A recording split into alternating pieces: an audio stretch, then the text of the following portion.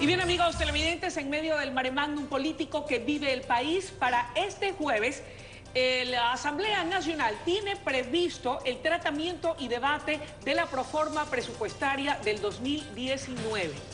¿Cuáles serán sus alcances? Es la interrogante con la que vamos a iniciar este diálogo con el economista Fausto Ortiz en su calidad de exministro de Finanzas. Qué gusto que nos acompañe, buenos días y bienvenido. Muchas gracias por la invitación, buenos días. La proforma presupuestaria del 2019, tal y como ha sido configurada, ¿está acorde al momento económico que el Ecuador y sus desafíos? Es coherente con lo que hemos visto en este año y medio del gobierno, un gobierno que está avanzando lentamente, que la gente quisiera que vaya un poco más rápido y la proforma pase el mismo mensaje. Uno quisiera que haya un esfuerzo mucho más fuerte en reducción del gasto, sobre todo el gasto corriente, pero este de acá logra simplemente nivelar el gasto de personal con un incremento, una reducción leve de apenas unos 80 millones de dólares, que es interesante como concepto, porque en el largo plazo, si que ese nivel de salarios no aumenta, cuando la economía empieza a crecer, entonces podría ir disminuyendo frente al Producto Interno Bruto, pero estamos frente a una circunstancia planteada por el propio gobierno, en donde la economía está estancada, en donde el crecimiento económico va a ser apenas 1.47, con lo cual entonces no puede la política de sostener el gasto de corriente en sueldos servir mucho, por lo tanto hace falta un esfuerzo adicional. Esfuerzo adicional que más bien pareciera, de acuerdo a lo que dicen los representantes de los sectores sociales, ir más bien, ¿verdad?, con mucha más fuerza al recorte, educación, transporte, salud, agricultura. ¿Qué es lo que ha pasado? ¿Es real? ¿Hacia allá va el mayor ajuste y no al salario y gastos corrientes? Es una lectura correcta de los sectores sociales. El año anterior se le presupuestó al sector salud y educación una cifra similar, cercana a los 8.800 millones de dólares. Ellos hubieran estado esperando que primero que el gobierno logre cumplir ese presupuesto, que no lo ha hecho, se ha podido hacer un gasto por debajo de aquello. Y también lo otro es que se aumente como 1.130 millones de dólares a los dos sectores de salud y educación, para que hubieran llegado a 9.700 y están llegando apenas a 8.100 millones, con lo cual hay un impacto. La Asamblea lo que va a tratar de hacer es decir, oiga, no lo ponga tan bajito, aunque sea alcance lo del año anterior, que no es suficiente, pero al menos pasar un mensaje conciliador. Economista, ¿cómo entender eso? Que en el área del sector social, salud y educación principalmente, el ajuste sea mayor que en salarios y gasto corriente. ¿Acaso no era posible poder por lo menos equipararlo al presupuesto que han tenido en el 2018? Es lo que está planteándole la comisión al ministro de Finanzas, lo que quizás le plantee el pleno al ministro de Finanzas. El salario del sector salud y educación está mantenido, seguramente los salarios están iguales. Lo que se va a ver es quizás menos hospitales nuevos, menos colegios nuevos, menos equipamiento. Y es lo que la gente dice, aunque sea completa lo que hiciste el año anterior. Y entonces ese sector es el sector que uno visualiza que está golpeado. Otros sectores de ajuste no los estamos viendo, el gasto de bienes y servicios de consumo está bastante nivelado. La proforma presupuestaria mantiene un déficit fiscal similar al año actual que estamos terminando. ¿Cómo lo vamos a financiar? Esa es la otra preocupación también. Menos amortización tiene el 2019, 5.300 millones frente a los 5.800 del año actual. Y el déficit fiscal, supongamos que fuera 4.000 millones el año 2019 y 4.000 este año, estamos parecidos. Y ahí entonces dice, ¿de dónde sacamos la plata para financiar el déficit fiscal?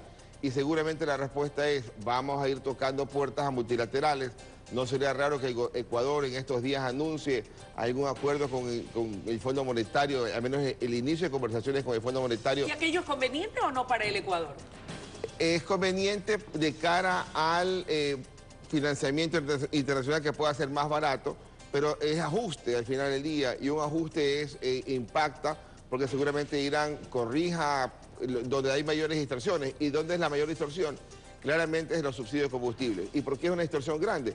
Porque hoy día el déficit fiscal son 3.600 millones el esperado y el subsidio de combustible es 4.200. Por lo tanto, hay más subsidios que déficit. Por lo tanto, estamos financiando el déficit con endeudamiento, y eso es complicado. Si aquello fuera el derrotero, ir a pedir algún tipo de apoyo o financiamiento por parte del Fondo Monetario Internacional, ¿cuál sería el costo político para el gobierno nacional y cuál sería el costo para el país? ¿Está preparado el Ecuador para poder asumir condicionamientos de la naturaleza que suele imponer las recetas fondomonetaristas a países como el nuestro? Es que la receta del Fondo Monetario en esta ocasión, cuando uno la visualiza, dice, es la receta que podríamos dar a cualquier ecuatoriano.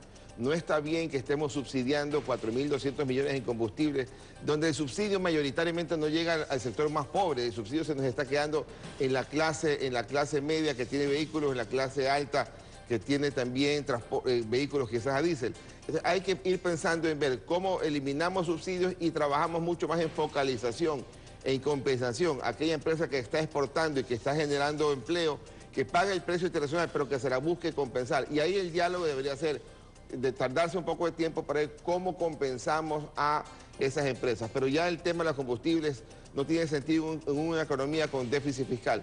Cuando el gobierno anterior arranca, en el año 2007, había superávit fiscal. Es decir, habían más ingresos que gastos. Hoy día ocurre lo contrario. Y en esa época, hablar de subsidios, uno hubiera dicho, tengo más ingresos, entonces puedo aguantar los subsidios. Pero hoy día no tengo ingresos que igualen a gastos, y entonces los subsidios están complicando mucho más. Hablemos de otros ingresos que tiene proyectado el Ejecutivo a través de la proforma realizada por el Ministerio de Finanzas. Ingresos petroleros con un referente de petróleo de $58 el barril y, por otro lado, $1.000 millones, dicen, a través de concesiones. ¿No estamos siendo demasiado optimistas? ¿No es un presupuesto sobreestimado en estos valores? El ministro de Finanzas señalaba semanas atrás algo con mucha certeza. Si hubiéramos hecho la proforma, decía él, hace un mes el precio del petróleo estaba en 70 y estaba en alza. Y entonces ahí hubieran dicho, estás poniendo un precio de petróleo más bajo. Pero no podemos analizar el precio de la proforma del año completo 2019 con la circunstancia coyuntural de una caída de interés importante en el tema del precio del petróleo. Supongamos que se diera la caída, como está planteada por analistas, que dice que mira, que no va a llegar a 60, que quizás sea 50. ¿Eso qué impacto tiene? Sí, quizás unos 400 o 500 millones de dólares en la proforma. Y eso también va a disminuir el subsidio de los combustibles, lo cual es interesante desde ese lado. Y ahora el otro asunto, de las concesiones. La única discusión en las concesiones, a mi criterio como analista, es que no son ingresos permanentes, por lo tanto se les crea un espacio de dificultad para financiar los gastos permanentes, que es una norma constitucional, allá el artículo 286. Pero eso se puede compensar de alguna forma y hay alternativas.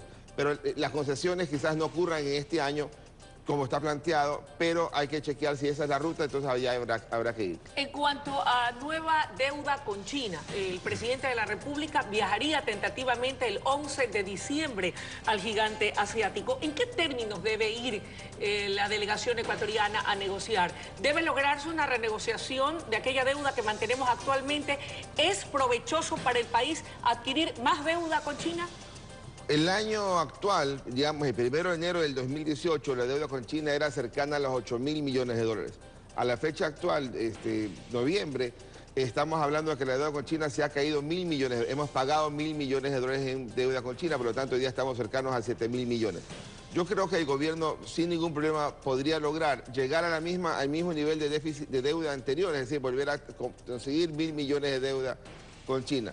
¿Qué es lo que no debería otorgarse a China? Más financiamiento, más colateral petrolero por el financiamiento, porque tienen abundante y suficiente colaterales. Más bien debería trabajarse en desmontar todos los colaterales de preventa petrolera o venta anticipada de petróleo, con lo cual el gobierno podría encontrar mejores condiciones de financiamiento, pasar un mejor mensaje y ojalá bajar el riesgo país. Debemos ir cerrando la entrevista, economista, y no quisiera finalizarla sin dos puntualizaciones suyas. Como está el panorama, con el análisis que usted ha hecho de la proforma, ¿cuál debería ser la responsabilidad política de los miembros de la Asamblea Nacional, por un lado? Y por otro lado, ¿hacia dónde se arrumba el Ecuador, económicamente hablando? Cerrando este año 2018, ¿y qué proyecta para el 2019? Sí, la proforma en la Asamblea solo tiene dos destinos, o la aprueban o la observan. No creo que la vayan a aprobar, quizás la vayan a observar. Y el Ministerio de Finanzas podría decir, acojo tus observaciones y devuelvo una asamblea con alguna modificación o me mantengo en la que envié. Yo creo que van a observarla, el Ministerio hará algunos cambios y con eso trabajaremos en el 2019 para tratar de enfrentar un año complicado. Y en la parte económica, el gobierno debe encontrar una forma de que el sector privado se involucre más para que la economía se dinamice. Porque el mensaje que tenemos hoy día los ecuatorianos es que la economía en los siguientes 4 años va a crecer menos de lo que crece la población. Es decir, que cada año la población es menos rica, digamos, es más pobre porque no le alcanza más población a la economía que está creciendo muy poco. Le agradecemos muchísimo su presencia y su importante análisis. Muchas gracias, Luis. Amables televidentes, ha sido la intervención del economista Fausto Ortiz, exministro de Economía y Finanzas, haciendo un análisis de la proforma presupuestaria que será debatida el día de mañana en la Asamblea Nacional. Es momento de una breve pausa y enseguida regresamos con mucho más en la noticia Primera Emisión.